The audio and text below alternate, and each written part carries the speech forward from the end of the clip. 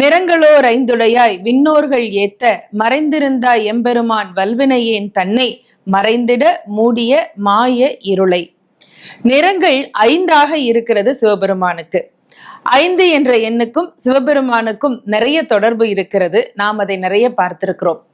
பஞ்சாட்சர மந்திரம் தான் அவனுடைய மந்திரம்.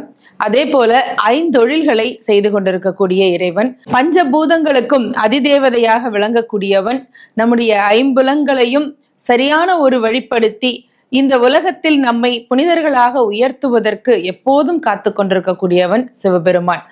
அந்த சிவபெருமானுக்கு 5 நிறங்கள் இருக்கின்றன என்று மாணிக்கவாசக பெருந்தகை இதில் சொல்லுகிறார்.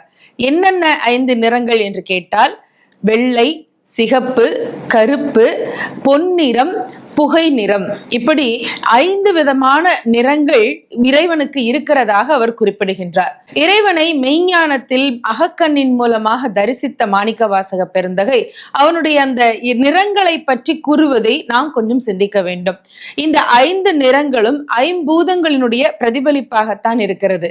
அதனால் நிறங்கள் ஓர் ஐந்துடையாய் என்று பெருமானை பார்த்து பாடுகிறார். விண்ணோர்கள் ஏத்த மறைந்திருந்தாய் எம்பெருமான் வல்வினையேன் தன்னை என்று அடுத்த வரியிலே சொல்லுகிறார். விண்ணோர்கள் இறைவனை எப்போதும் பூஜிப்பவர்கள். இதில் ஒரு முக்கியமான கருத்து என்ன என்றால், விண்ணோர்களாகவே இருந்தாலும் கூட சிவபெருமானை அடைய வேண்டும் என்று சொன்னால் அதற்கென்று ஒரு தகுதி வேண்டுமா?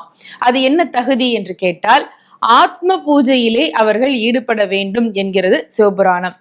ஆத்ம பூஜை என்று சொன்னால் ஆத்மார்த்தமாக இறைவனை நேசிப்பது, வணங்குவது, அவனை பூஜிப்பது என்பது ஒரு பொருள்.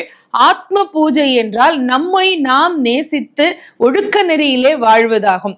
தேவர்களாகவே இருந்தாலும் கூட அவர்கள் ஒழுக்க நெறியிலே இருந்து தவறிவிட்டால் அவர்களுக்கு சிவபெருமான் காட்சி தருவது இல்லை.